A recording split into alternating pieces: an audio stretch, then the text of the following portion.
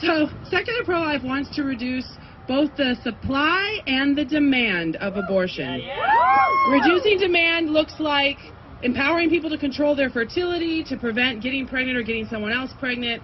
And reducing demand also looks like giving better resources for people when they do experience unintended pregnancy. We don't want anyone ever to abort because they felt they didn't have a choice. But we also want to reduce supply. And reducing supply basically means the law or policies or regulations to diminish access to elective abortion. Secular pro-life is unequivocal that the law is an important part of this fight. And as we all know, in the 18 months or so since the Supreme Court overturned Roe v. Wade, we've had some bumps in the road in that regard. We talked about Ohio last fall and other states that have enshrined abortion into their state constitutions, and every time this happens, and it's done by popular vote, I talk to a lot of pro-life people who are very demoralized and frustrated and concerned. So today I want to offer you a few thoughts about that. First of all, do not be fooled by recency bias. Recency bias is a cognitive bias where we place more importance on things that happened recently than things that happened longer ago. We do it, everybody does it, we do it with everything, but especially in the abortion debate, which is a long haul fight, it's a mistake. So consider the fact that we struggled under the Roe regime for 50 years. Think of how many pro-life activists there were who spent years or decades and died while Roe v. Wade was still the law of the land with zero indication it was going anywhere. I thought I would die with Roe v. Wade still the law of the land. I thought we would be banging our fists against that brick wall for the rest of my life. And then seemingly very suddenly, it's gone.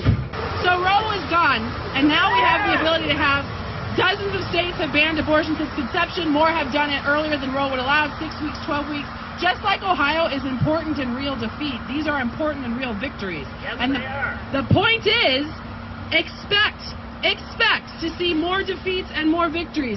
You're going to see more lives lost, you're going to see other lives saved. And the work you're doing, some people are going to be deeply grateful and some people are going to hate you. That is what's going to happen. We know that. I'm prepared to do that for a very long time. So what does that look like when you're getting exhausted, when you're getting frustrated, when you're feeling like you don't have the energy for this anymore? Please remember, there is always something you can be doing. We have a side project, howtobeprolife.com, where we make a list. I don't care if you're introverted, broke, busy, you could be pro-choice, and there's still stuff you could do apart from the law that can help reduce abortion.